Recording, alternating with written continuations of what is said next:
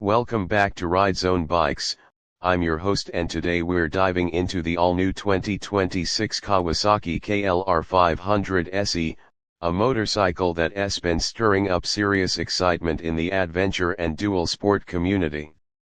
Kawasaki has built this bike to bridge the gap between light trail machines and full-sized adventure touriers, giving riders a versatile, rugged, and approachable machine for the modern era. At its core, the KLR 500 SE is powered by a liquid-cooled 500 cubic centimeters parallel twin engine derived from Kawasaki's latest middleweight platform, tuned for usable torque and smooth power delivery rather than chasing headline horsepower figures. Expect somewhere around 47 horsepower and 31 pound-feet of torque, perfect for both relaxed highway cruising and confident off-road climbing. The 6-speed gearbox is equipped with an assist and slipper clutch for light lever feel and smoother downshifts, and fueling is handled by precise electronic injection for a predictable throttle response in any terrain. The chassis is a steel semi-double cradle frame designed for strength and stability, and underneath sits a sturdy skid plate that shields the sump and exhaust when you inevitably scrape over rocks or ruts. The suspension is fully adventure-ready, with a 43 mm KYB inverted fork offering roughly 210 mm of travel up front and a uni-track rear linkage setup with about 200 mm of movement, balancing comfort and control whether you're bouncing down a gravel track or gliding over a pothole-filled highway. Kawasaki has chosen a proper 21-inch front wheel and 17-inch rear, both spoked and wrapped in dual-purpose tires that grip confidently on loose surfaces yet still feel planted on asphalt. The braking setup features large pedal discs front and rear with dual-channel ABS that can be disabled for off-road use, giving the rider full control when tackling dirt descents. Ergonomically, the KLR 500 SE hits a sweet spot, the upright riding position, wide aluminum handlebar, mid-height seat around 33.8 inches and narrow fuel tank make it equally comfortable for long rides and easy to manage in slow maneuvers. Speaking of the tank, it carries about 16 liters, which paired with the efficient twin engine, should easily deliver a range north of 300 kilometers on mixed riding. Comfort is a major focus. The tall windscreen is adjustable for height. The seat offers a good blend of padding and shape for both rider and passenger, and the overall riding triangle encourages all-day exploration without fatigue.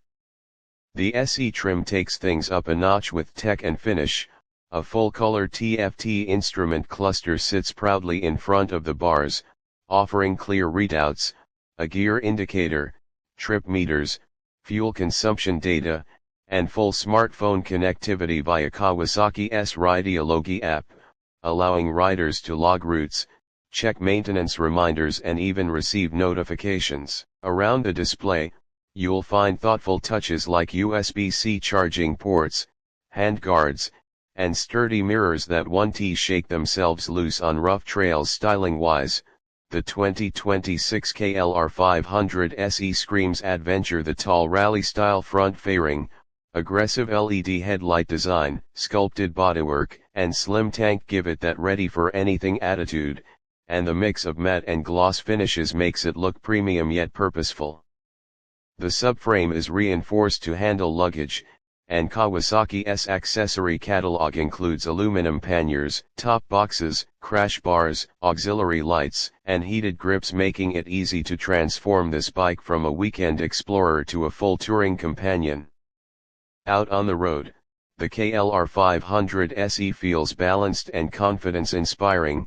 The twin engine hums smoothly at highway speeds, cruising at 120 km/h with power in reserve, and on dirt, it feels light enough to dance through corners or stand up on the pegs without the weight penalty of a big 1,000 cubic centimeters machine.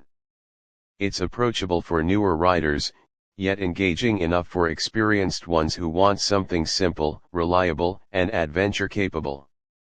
Kawasaki's design philosophy here is clear: durability first, tech second, with a focus on making a real-world motorcycle that invites you to ride rather than intimidate you with complexity.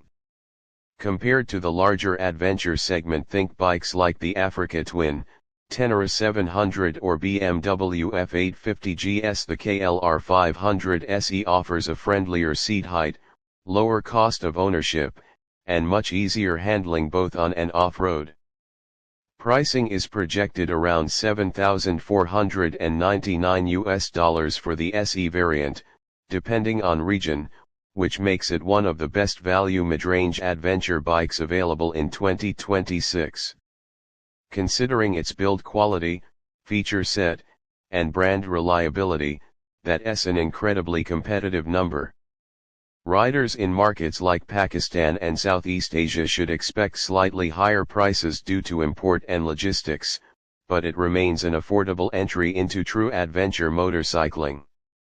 What makes this bike special isn't just its spec sheet, it's the experience it delivers. You can commute on it daily, load it up for a cross-country tour, or disappear into the hills for a weekend off-grid, and it will handle all of it without complaint. It has that go anywhere, do anything attitude that made the KLR name legendary, now reimagined for a new generation that values both analog toughness and digital convenience. Whether you're tackling city traffic, gravel switchbacks, or open highways, the KLR 500 SE feels composed, durable and ready to keep going long after your energy runs out. Kawasaki has nailed the formula here: accessible performance, adventure ergonomics, real off-road hardware, and modern tech all wrapped in a bike that doesn't break the bank.